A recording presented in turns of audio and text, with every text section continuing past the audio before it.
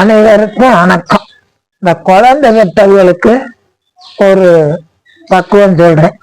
அது நல்லபடியா நார்மலா குழந்தை பெற்றவர்களுக்கு கொஞ்சம் ஓமக்களி கிண்டு கொடுக்கறது பழக்கம்.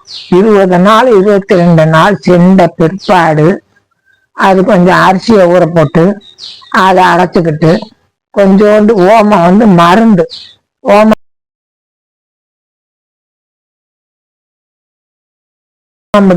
ஓமத்தை வச்சு நல்லா பார்த்து போல அம்மியில அரைச்சு ரெண்டையும் நல்லா கலக்கி விட்டு கொஞ்சம் உப்பு போட்டு வெல்லமோ நாட்டு சர்க்கரையோ கருப்பட்டி தான் சேர்க்கணும்.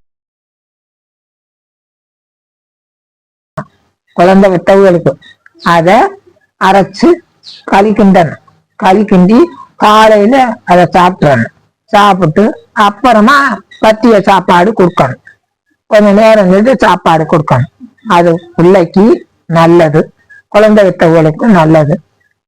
வாந்தி இருக்காது, பிள்ளை கவிச்சி அடிக்காது, பாலை கக்குறதுக்குலாம் தேவையில்லை. அப்படி செய்ய நாங்க கொடுத்துருக்கோம்.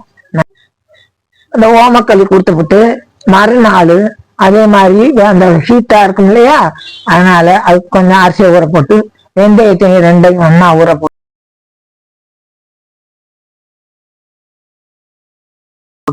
மிக்சியிலேயோ ஆட்டுக்கல்லையோ அம்மியிலேயோ அரைச்சு அதை வெல்லம் போட்டு இதே மாதிரி கருப்பட்டி போட்டு கிண்டி இனிப்பா நல்லா கொடுக்கணும்.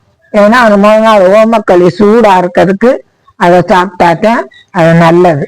இந்த பிள்ளை இறந்தவர்களுக்கு அது ஒரு உடம்புக்கு தெம்புக்கு தான் அதை கொடுக்கறது.